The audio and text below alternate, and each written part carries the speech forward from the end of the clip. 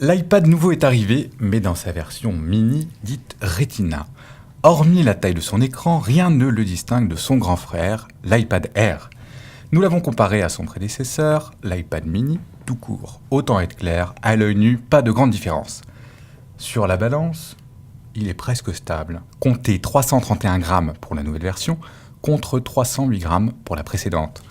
Et en volume, les chipoteurs auront remarqué que l'iPad mini Retina a gagné 0,3 de millimètre en épaisseur, ce qui aura sans doute échappé aux gens ordinaires.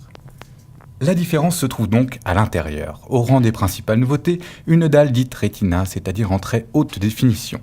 Jugez du peu, sur ces 196,42 malheureux centimètres carrés, se répartissent 3 145 728 pixels, soit le double de l'iPad mini classique. Son écran présente une résolution de 2048 par 1536 pixels, c'est-à-dire plus de pixels que n'en compte la grande télé Full HD que vous venez tout juste d'acheter. Même avec un œil de lynx, impossible de voir un pixel à l'œil nu. Sur la partie photo, pas de changement majeur, si ce n'est un capteur de 5 mégapixels, légèrement plus grand que son prédécesseur, résultat des images plus lumineuses, y compris en basse lumière.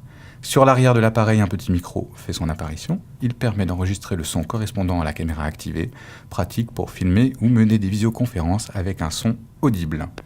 Autre nouveauté qui rend l'iPad beau de l'intérieur, le processeur A7, beaucoup plus puissant que son prédécesseur.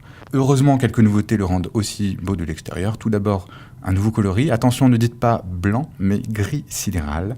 De nouvelles housses font aussi leur apparition. Celle en cuivre recouvre entièrement l'appareil.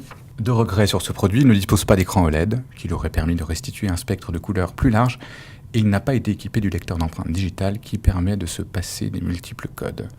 Disponible à partir de 399 €, que l'on pourra arrondir à 400 € pour une version 16 Go en Wi-Fi uniquement. Il est aussi disponible dans une version Wi-Fi plus 4G sans abonnement 16 Go à 519 € que l'on arrondira à 520 €.